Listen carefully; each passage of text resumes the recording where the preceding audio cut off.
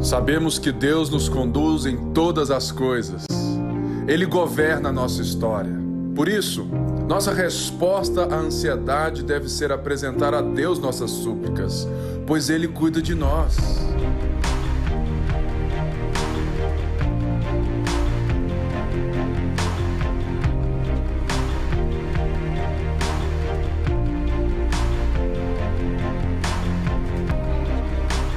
Descansemos nele. É na certeza do futuro que andamos todos os dias. A paz de Deus guarda o nosso coração em Cristo Jesus.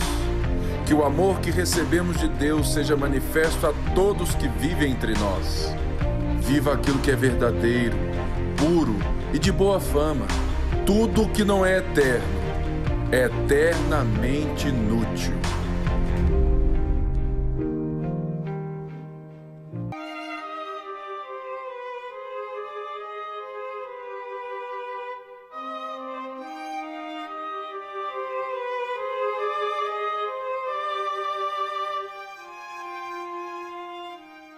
Chegou o dia do nosso 7º pilar. É o último pilar cultural na nossa igreja. Então, vale aqui lembrar todos eles. A consciência do nosso, pessoa certa no lugar certo, a cultura da graça, a valorização das pessoas, a responsabilidade, um ritmo equilibrado e agora, uma liderança inspiradora. Certa vez ouvi de uma mãe que, enquanto ela e o seu esposo estavam brigando muito em casa, a filha estava totalmente irritadiça, difícil, mas foi só eles se ajustarem que o clima da casa mudou e aquela filha também mudou. A liderança também é assim. É primeiramente um clima. As pessoas percebem um clima saudável quando estão perto de líderes saudáveis. Os líderes são aqueles que, como Jesus, se colocam para construir as pessoas, não para oprimir as pessoas. E essa é a liderança que nós queremos viver. O meu papel é justamente esse.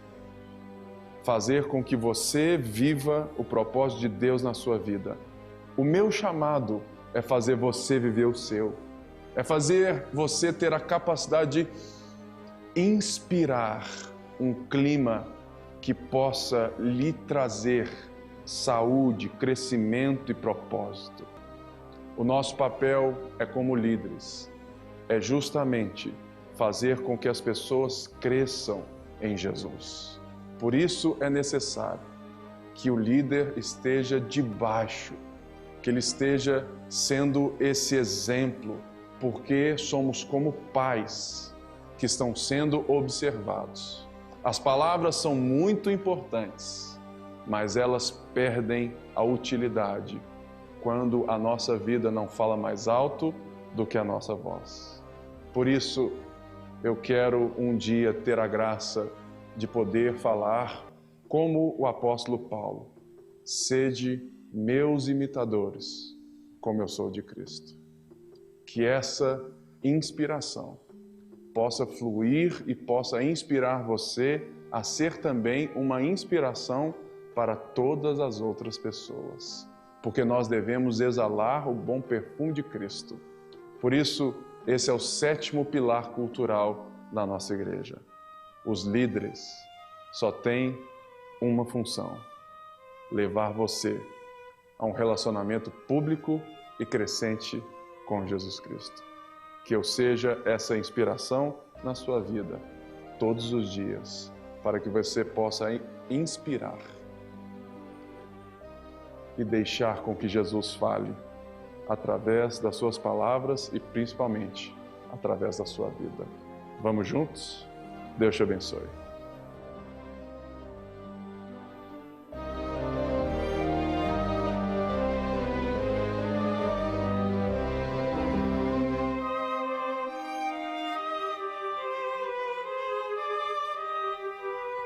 Vermos mais uma vez sobre a graça de Deus.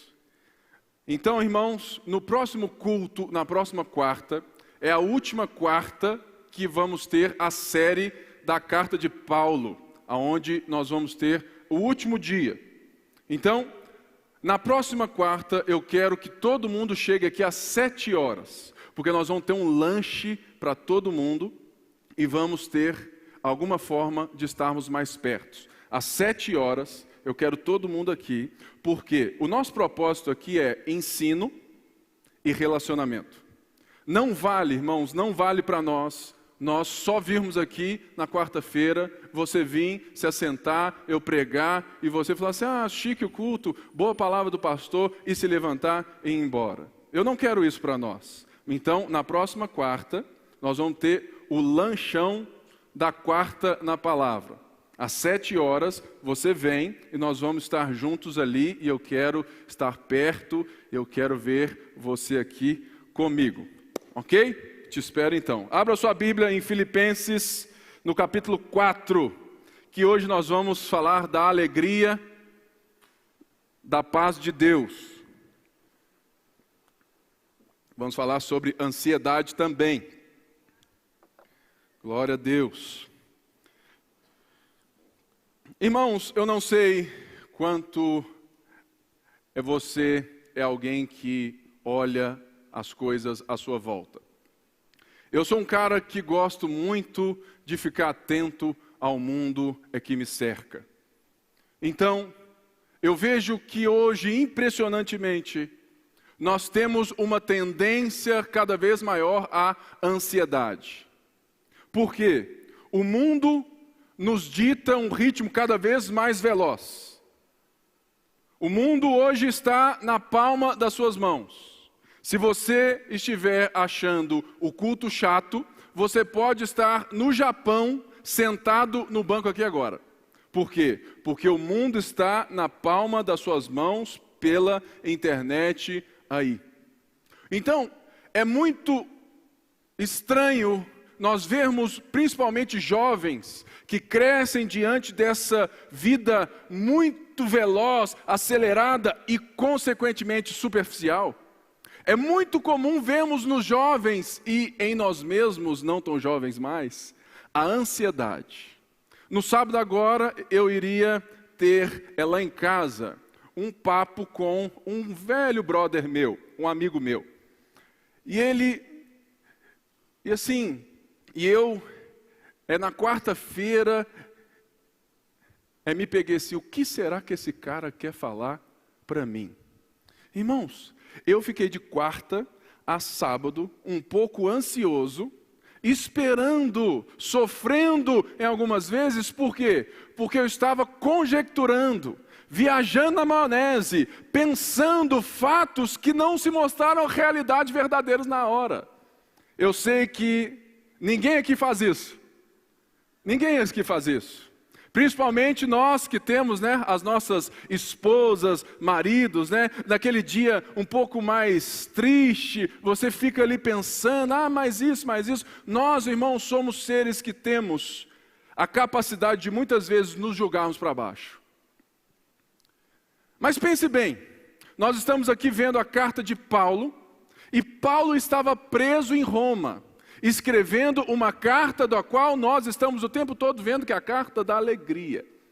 Ou seja, Paulo estava preso em Roma, ouvindo falar de perseguições e brigas na igreja de Filipos, ouvindo falar de perseguições e brigas na igreja de Roma, e ele tinha plantado tantas igrejas. Imagina a ansiedade do cara preso sem poder fazer nada.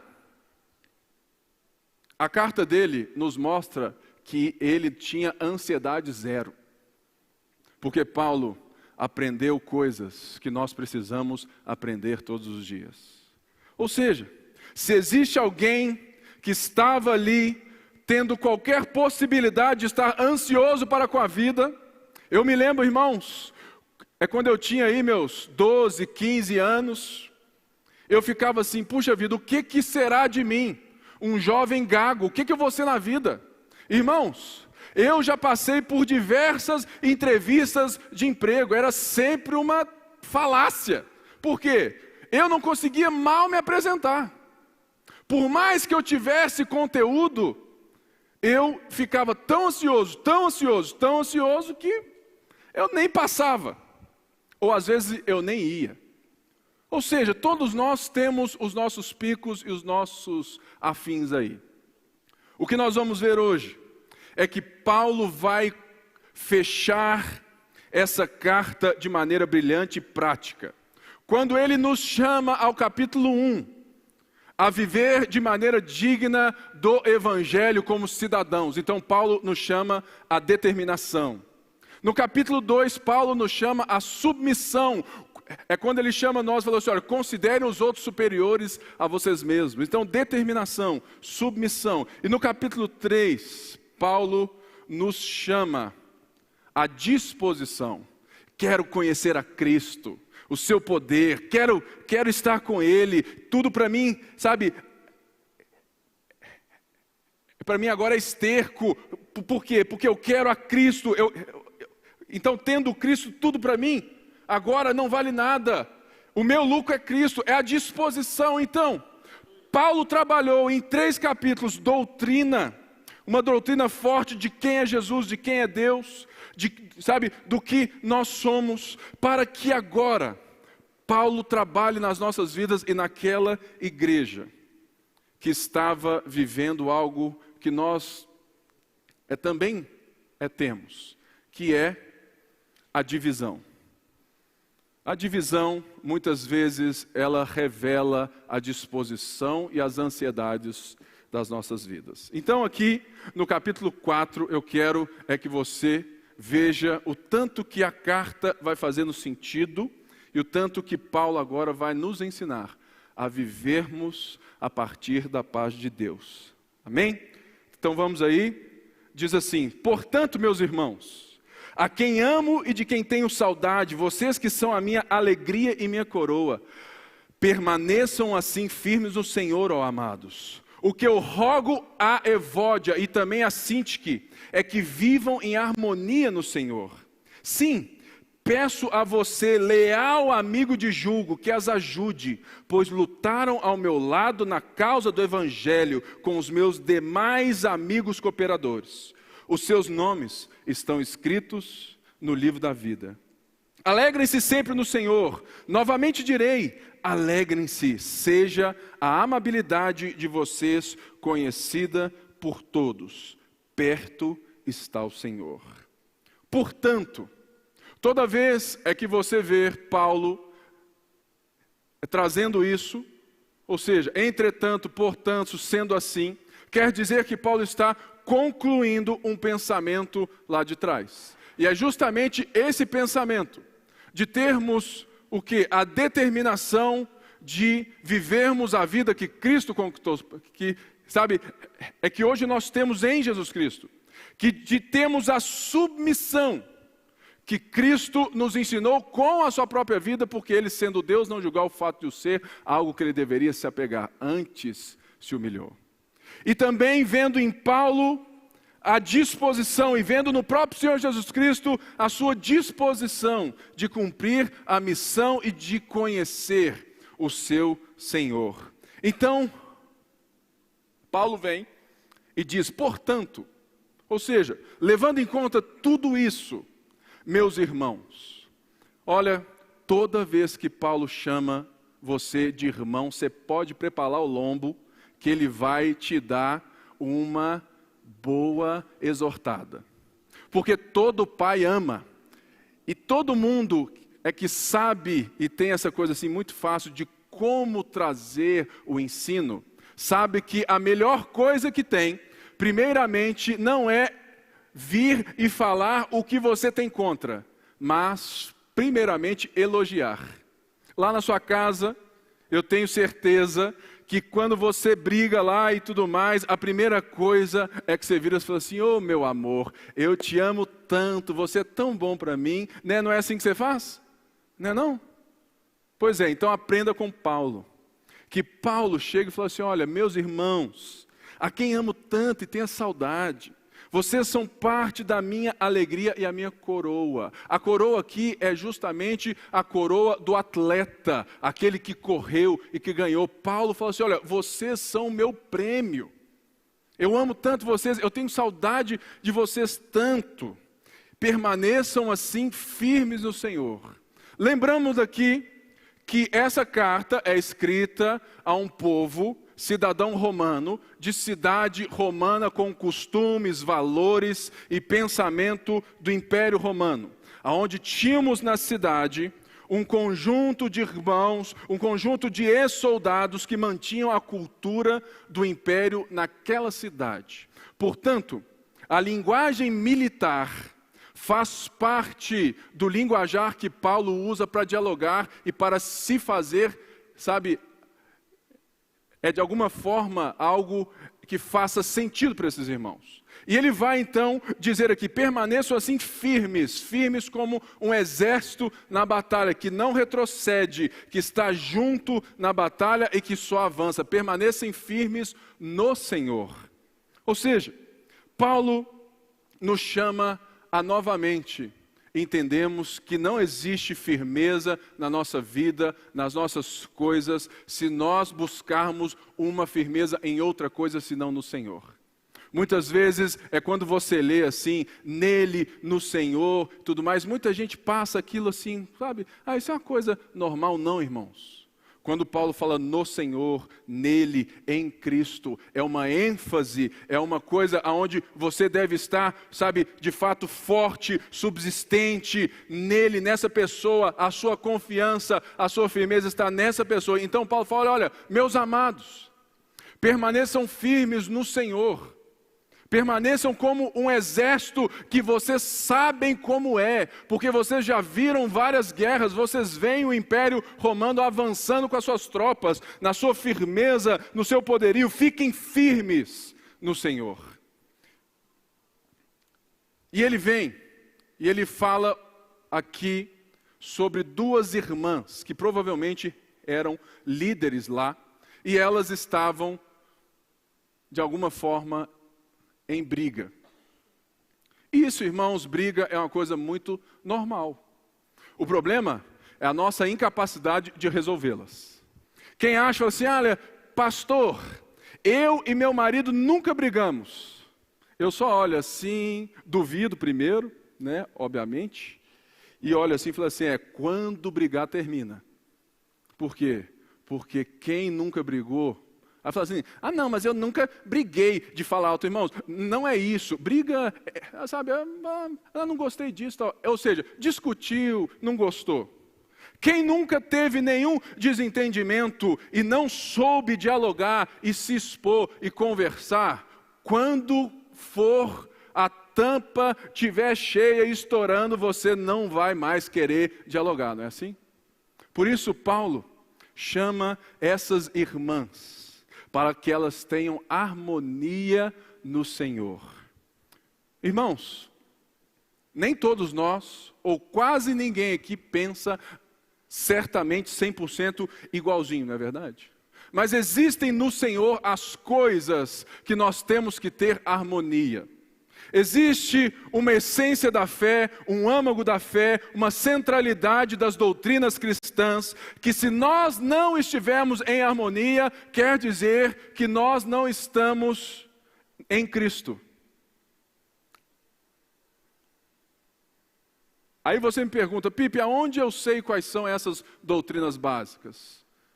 No credo apostólico. Creio em Deus Pai Todo-Poderoso, Criador dos céus e da terra. Creio em Jesus Cristo, seu único Filho, nosso Senhor. E por aí vai. Ou seja, Paulo não chama essas irmãs a pararem de brigar por qualquer coisa. Porque elas estavam causando um dano maior na igreja, porque provavelmente elas estavam discordando em coisas que eram importantes para a igreja. E como líderes, e como gente influente, Paulo fala assim, olha, irmãs, vivam em harmonia.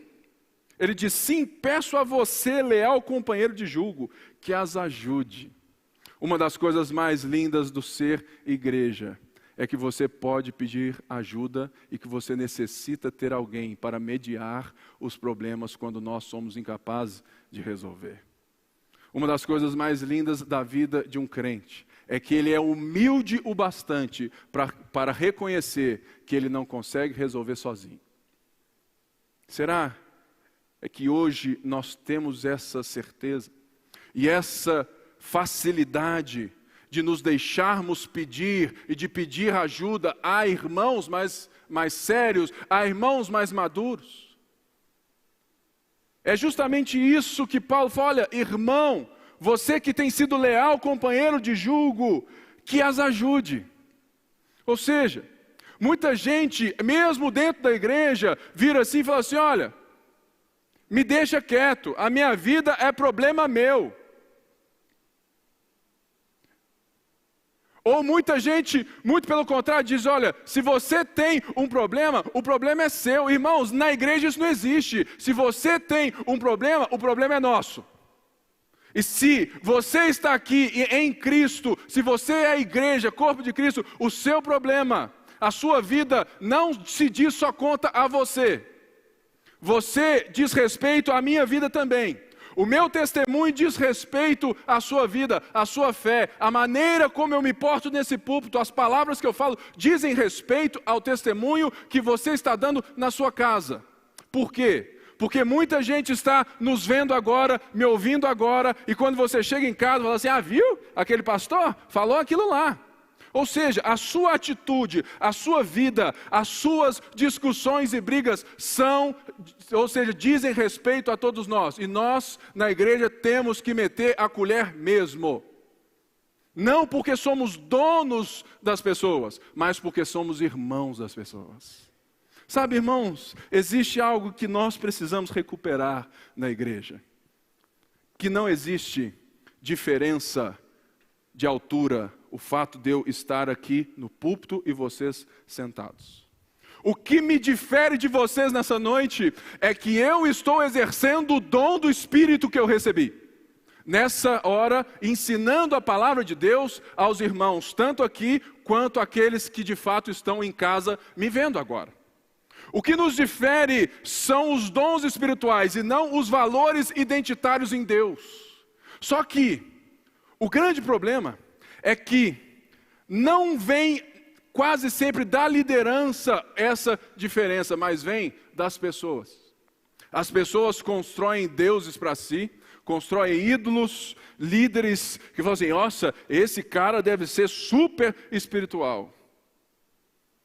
Olha, irmãos, eu já vivo isso há muitos anos, e eu te garanto, é tudo igual. É tudo igual. Nós temos os mesmos problemas, as mesmas ansiedades. Talvez já andamos um pouquinho a mais. Já aprendemos ou sofremos um pouquinho a mais. Certamente existem irmãos aqui que são mais velhos e já andaram em Cristo muito mais do que eu. Eu só estou aqui exercendo um dom. Se eu uso desse dom para oprimir as pessoas, para me construir em cima das pessoas, existe uma relação que não é de irmandade, mas de senhorio. E o único senhor que deve existir na igreja se chama Jesus Cristo. Logo, irmãos, o que Paulo fala assim: olha, companheiro nas aflições, ajude, pois elas lutaram pela causa do Evangelho com Clemente e meus demais cooperadores. Os seus nomes estão no livro da vida.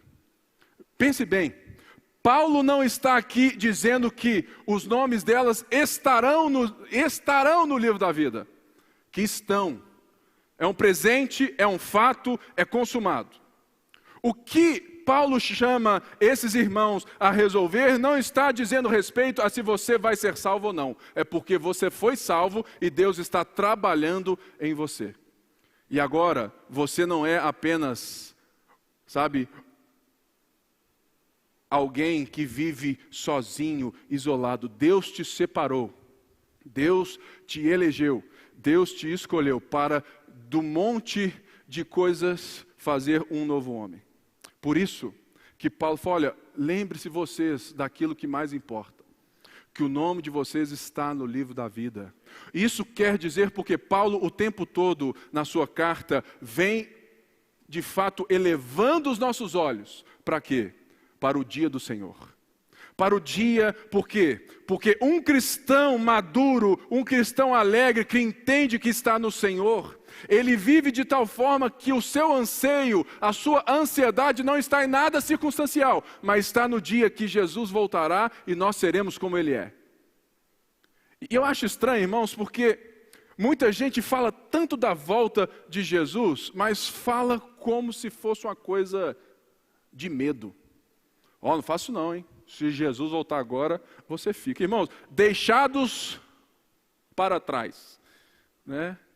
É um filme muito legal, mas que você tem que voltar a ler a Bíblia de novo. Porque ele não traduz muito aquilo que a Bíblia está dizendo de forma correta. Portanto, existe uma pressão muitas vezes de que se você fizer isso aqui e Jesus voltar agora, eu falei assim, perdi.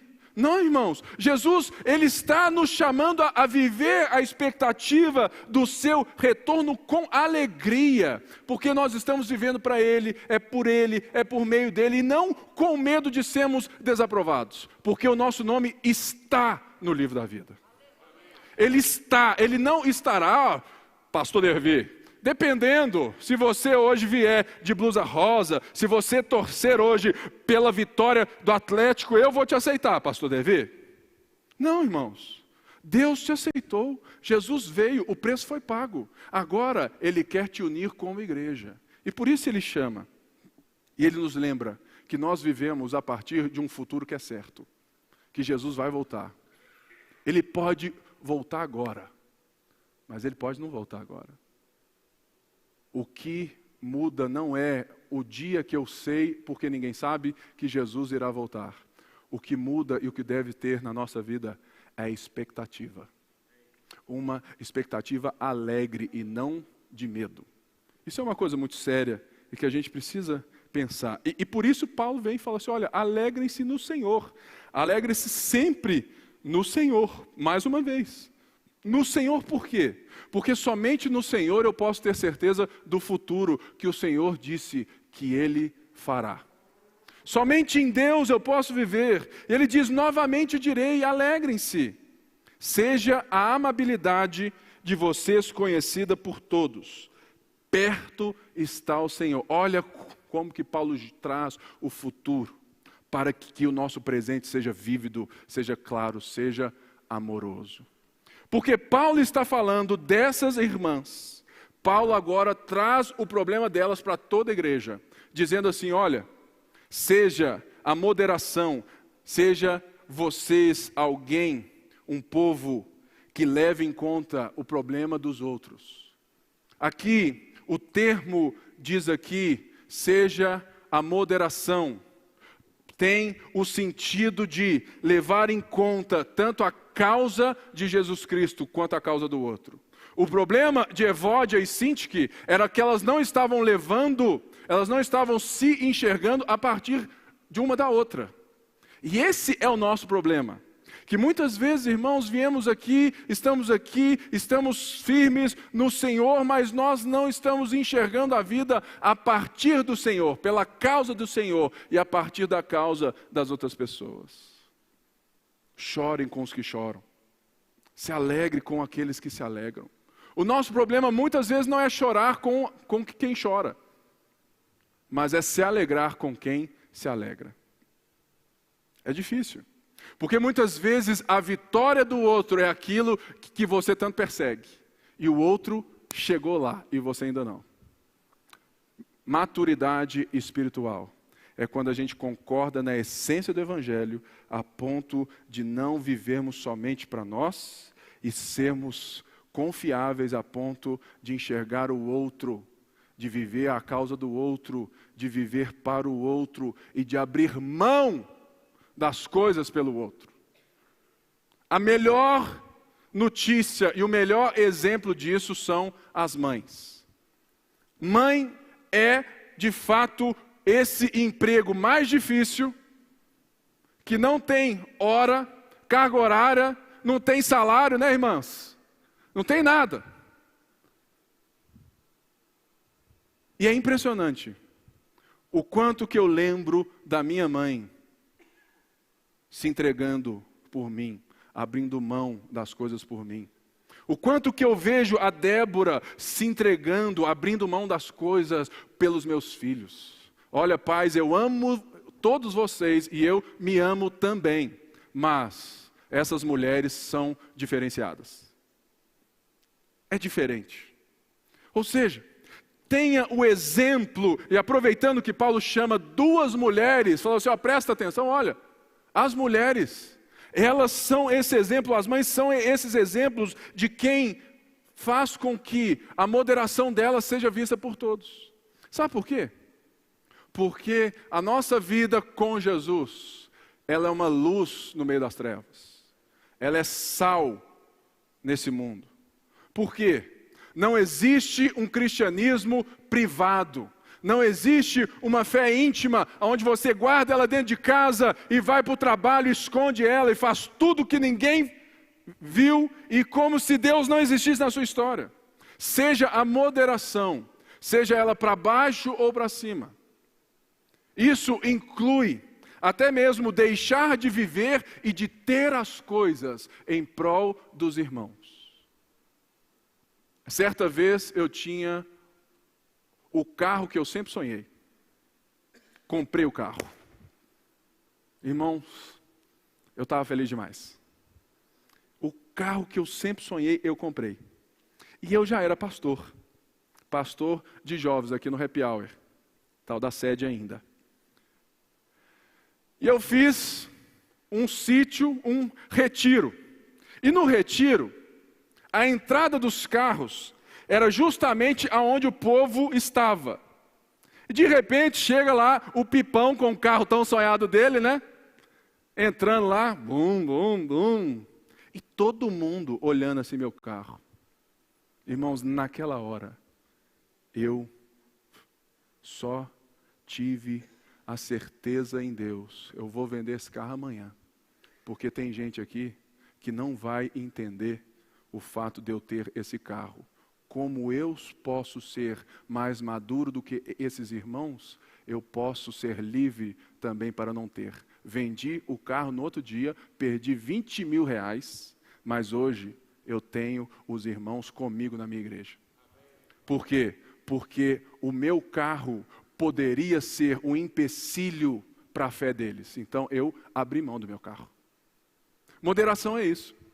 Moderação, amabilidade, é quando o outro é mais importante do que as coisas que eu posso ter. Eu posso até ter a liberdade de ter. Não é errado, irmão, você ter o carro, sabe, o carro que você quiser, você pode ter o que você quiser. Mas se isso está atrapalhando os seus irmãos de chegarem até Jesus, você tem que ser livre o bastante de aprender a ter ou não ter as coisas. Seja a amabilidade conhecida de todos. Fala assim, que os outros vejam, olha, esse cara é tão rico, ele é tão rico, ele é tão rico, que ele não vive o que ele poderia só porque ele quer que os mais fracos na fé enxerguem a Jesus e não a riqueza dele. Esse cara é tão inteligente, ele é tão inteligente, ele é tão bonito que lhe veste até mais feiozinho assim, sabe?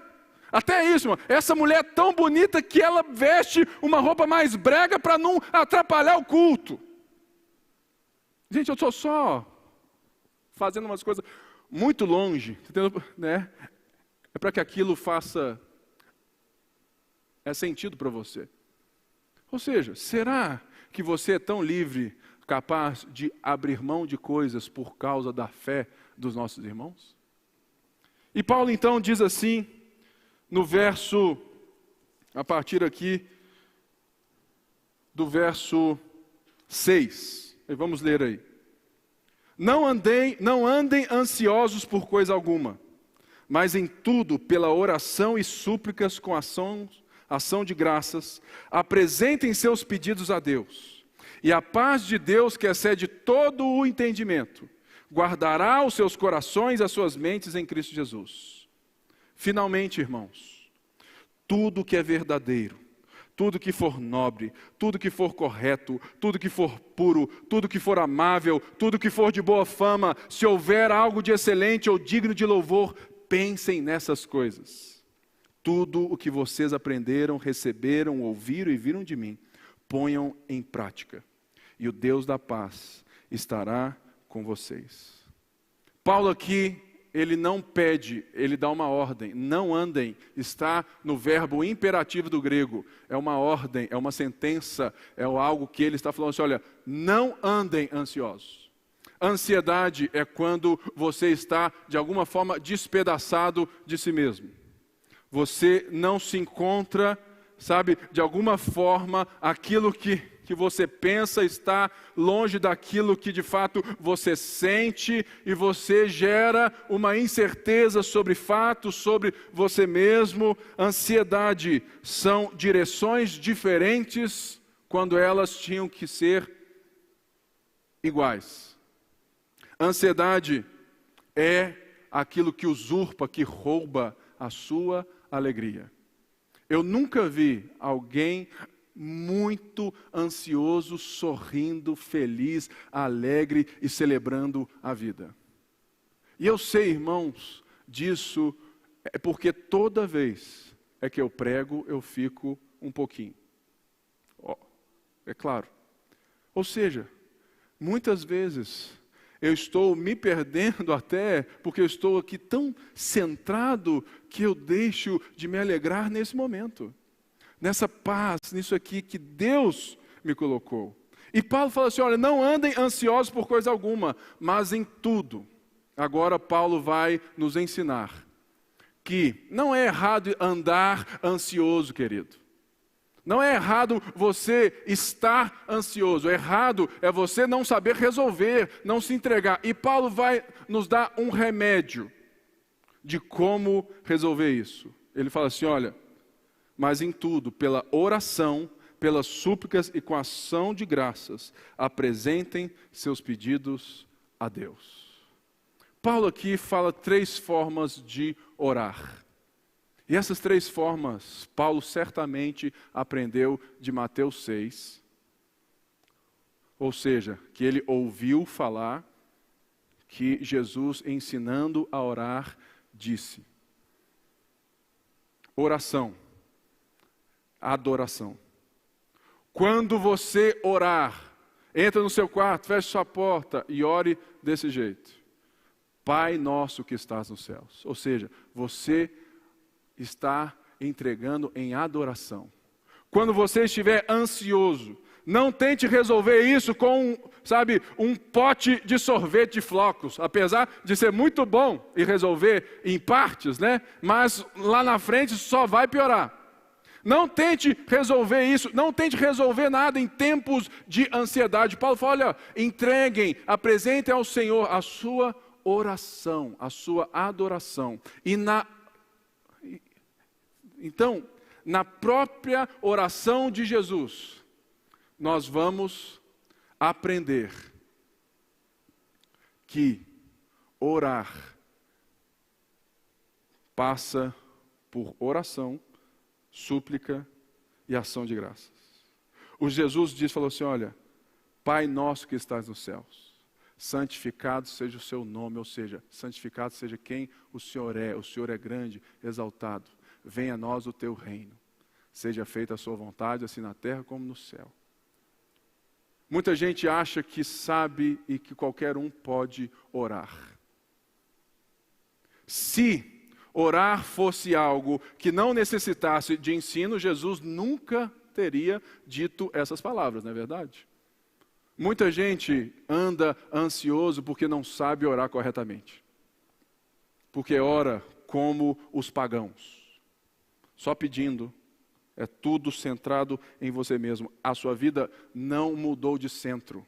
Não é Cristo o centro, é você mesmo. E você ora, Senhor Jesus, muito obrigado, Senhor, abençoa isso, abençoa aquilo, abençoa aquilo. Não, irmãos. Se você ora assim, você não sabe orar. A oração, ela começa com adoração. Pai nosso que estás nos céus. Ou seja, por quê? Porque você reconhece a sua necessidade, a grandeza de Deus, você coloca a sua, sabe, tudo o que você é em quem Ele é. E depois vem as súplicas. Ele fala assim: santificado seja o teu nome, venha a nós o teu reino. Dá-nos o pão de cada dia. Livrai-nos da tentação.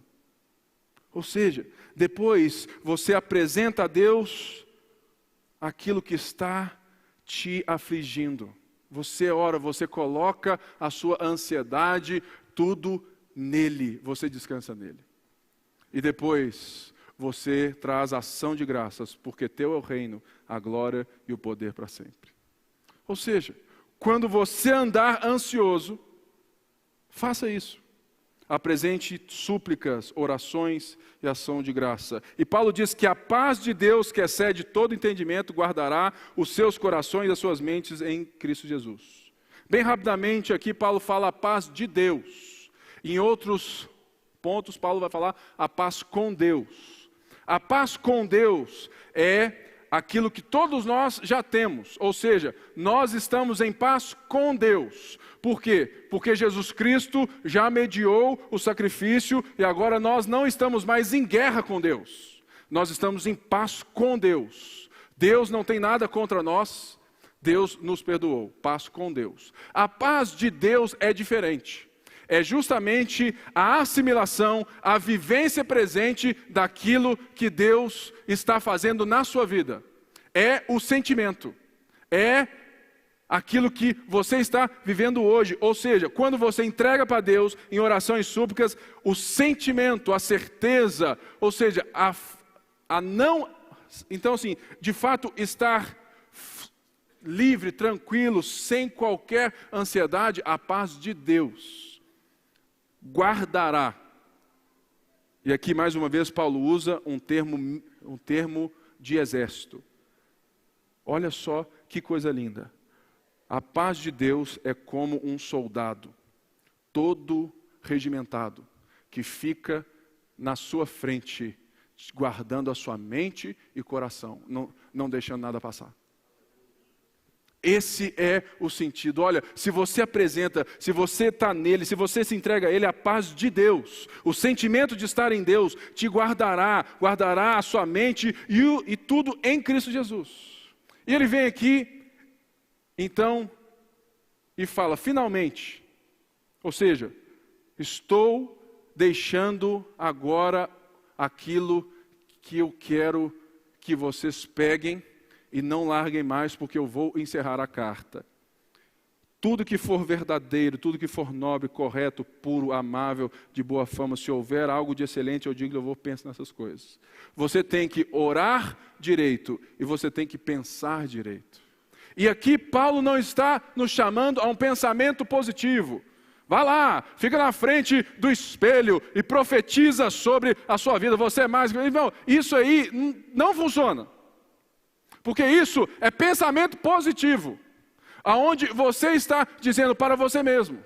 O que Paulo quer dizer é que Paulo aqui está, vendo e trazendo uma mentalidade grega contra uma mentalidade judaica. Os judeus tinham a vida prática do fazer, do agir. Os gregos não, era só viajando, ideias e tudo mais. Paulo então fala assim, olha, aquilo que for verdadeiro. O nosso problema não é de fato saber o que é verdadeiro ou não. É que nós não estamos alicerçados naquilo que é verdade, a palavra de Deus. Ou seja, em todas essas palavras, Paulo está dizendo, olha, você tem que viver com a sua mente cativa, lastreada no Evangelho, naquilo que é verdade no Evangelho, naquilo que é puro para o Evangelho, naquilo que é nobre para Deus, naquilo que é amável e correto aos olhos do Evangelho. Por quê? Nós devemos usar os óculos do Evangelho, como tudo na vida agora toma um novo sentido. Ou seja, é isso que, é que Paulo nos chama até, olha, pensem nessas coisas. Pensem dessa forma, pensem a partir do Evangelho. Pensem nos parâmetros do Evangelho. Não é pensamento, irmãos, fala assim, olha, é positivo, e tudo mais. Não, irmãos, é conhecimento. Muita gente quer a paz de Deus, mas não quer nem ler a Bíblia. Esquece, querido.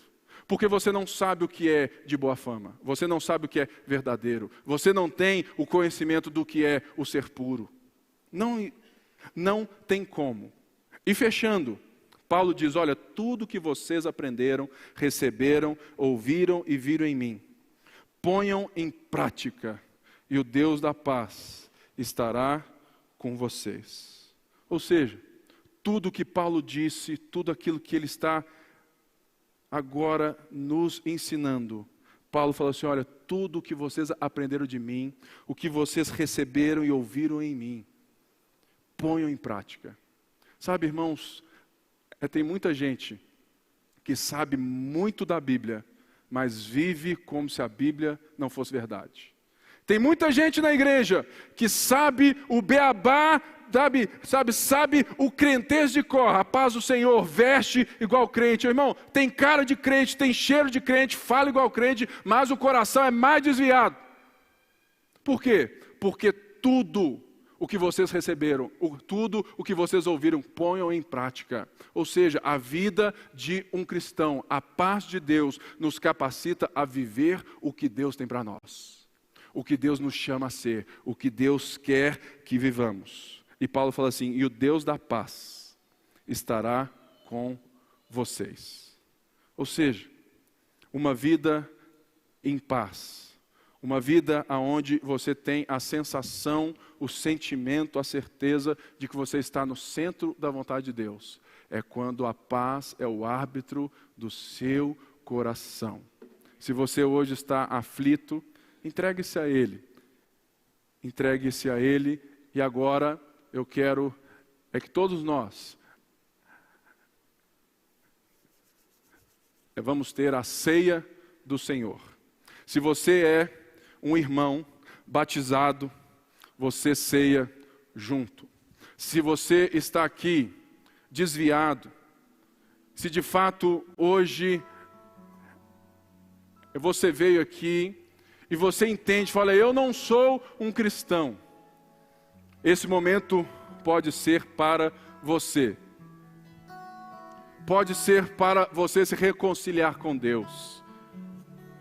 Talvez você agora me assiste na Rede Super ou em qualquer outra coisa, e você sabe que existe uma ansiedade no seu coração, que está roubando a sua alegria.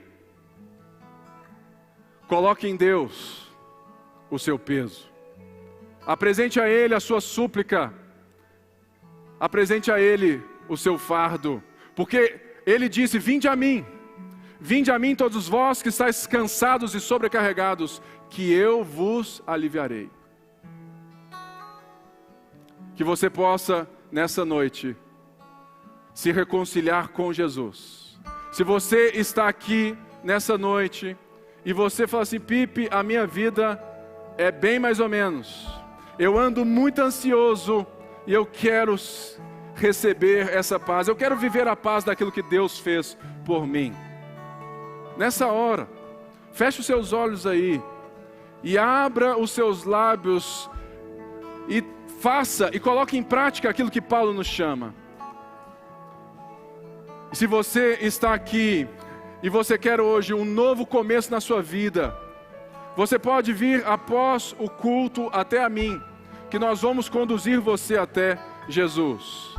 Neste momento da ceia, todos nós, todos aqueles que de fato são filhos de Deus e se entendem como lavados e remidos pelo sangue. Esse é o nosso momento. Esse é o nosso momento.